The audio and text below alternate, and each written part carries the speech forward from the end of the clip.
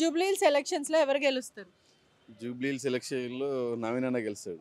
ఎందుకంటే నవీన్ అన్న ఒక యూత్కు ఆదర్శం కాబట్టి నవీన్ అన్న కొన్ని సేవలు చేస్తూ ఉండు. ఎందుకు సునీతకు కానీ బీజేపీ వాళ్ళకి ఎందుకు ఒక ఛాన్స్ ఇవ్వదు?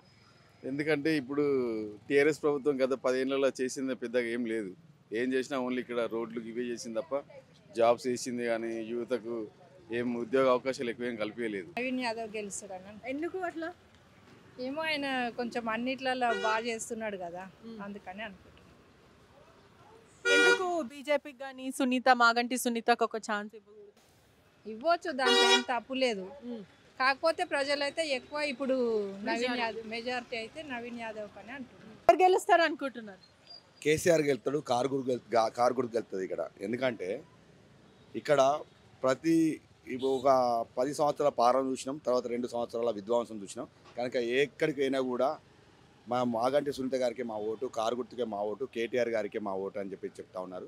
ఖచ్చితంగా మా బస్తీ ప్రజలు కానీ మేము కానీ అందరం కూడా కారుకే ఓటు, కారే గెలుస్తుంది, కేసీఆర్ గెలుస్తారు. ఈరోజు జూబ్లీహిల్స్ సెలక్షన్ ఏదైతే ఉందో గెలుపు ఎప్పుడో అయిపోయింది, ఖాయం. అంటున్నారా? జైత్రయాత్ర ఇక్కడ నుంచే మొదలవుతుంది. కేసీఆర్ గారు జైత్రయాత్ర ఇక్కడ నుంచే మొదలవుతుంది.